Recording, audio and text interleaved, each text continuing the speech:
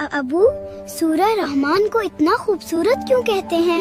इसमें अल्लाह अपनी रहमत और नेमतों का जिक्र करता है। इस सूरह में बार बार पूछा जाता है, तुम अपने रब की कौन सी नेमत झुतलाओगे? मतलब अल्लाह हमें याद दिला रहा है कि हर चीज अल्लाह की नेमत है।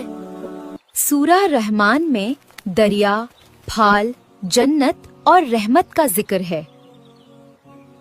जब हम सूरह रहमान सुनते हैं दिल को सुकून मिलता है। इसमें अल्लाह की हर नेमत का जिक्र है ताकि हम उसका शुक्र अदा करें। मैं अल्लाह की हर नेमत का शुक्र अदा करूंगा। शुक्र गुजर बनो, अल्लाह राजी होगा।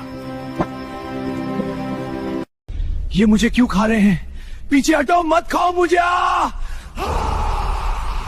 कब्र में उठने वाली ये आवाज हर इंसान की नहीं होती। नबी करीम सल्लल्लाहु अलैहि वसल्लम ने फरमाया, कब्र के कीड़े सिर्फ 3 किस्म के लोगों को तकलीफ देते हैं। पहला, वो शख्स जो तहारत और पाक साफी का ख्याल नहीं रखता, पेशाब के छींटों से बचने को मजाक समझता है और कहता है क्या फर्क पड़ता है, छोटी सी बात है। दूसरा, वो इंसान जो झूठ बोलता है और अपनी बातों से झूठ फैलाता है, इसके लिए सच और गलत में कोई फर्क नहीं होता, लोगों को धोखा देने से भी नहीं डरता। और तीसरा, सबसे ज्यादा खतरनाक, वो जो गुनाह करता है फिर कहता है अल्लाह गफूर रहीम है, मगर खुद को बदलने की कोशिश जरा भी नहीं करता।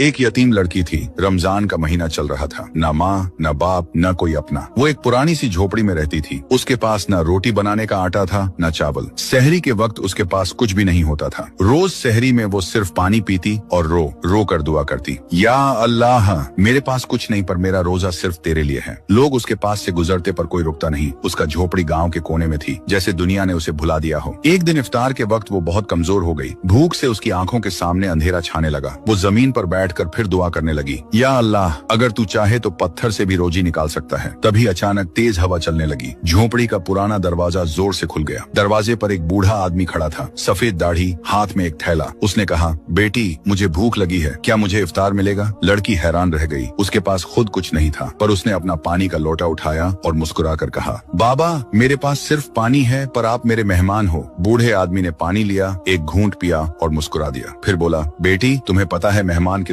मैं हूँ आयतुल कुर्सी, जो भी मुझे पढ़कर सोता है मैं सुबह तक उसकी हिफाजत करती हूँ। मेरी मुस्लिम बहनों, घर में आते जाते आयतुल कुर्सी पढ़ लिया करो, कोई बुराई अंदर नहीं आएगी, एक बार आजमा कर देखें। नबी सल्लल्लाहु अलैहि वसल्लम ने फरमाया, जो हर नमाज के बाद आयतुल कुर्सी पढ़े तो उसके और जन्नत के बीच सिर्फ मौत का फैसला रह जाता है।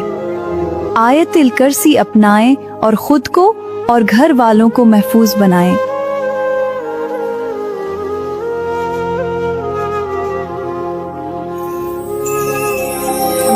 एक नौजवान अपने घर के सहन में बैठा बड़े गुस्से में था। इसने अपनी माँ से कहा, उम्मी, रोज वही दाल रोटी, क्या हमारे घर में कभी कुछ अच्छा नहीं बनेगा? मैं थक गया हूँ ये सादा खाना खाकर। माँ ने खामोशी से सर झुकाया और हल्की सी मुस्कुराहट के साथ कहा, बेटा, आज थोड़ा गुजारा कर लो, कल कुछ बेहतर बनाने की कोशिश करूंगी। बेटा गुस्से में रोटी का नवाला वहीं छोड़कर घर से बाहर निकल गया।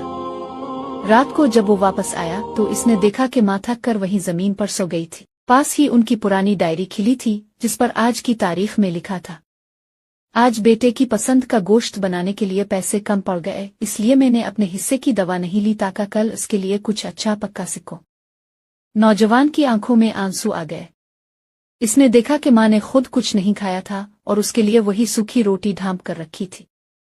इसने रोटी का वही ठंडा नवाला उठाया तो इसे इसमें दुनिया का सबसे बेहतरीन जायका महसूस हुआ।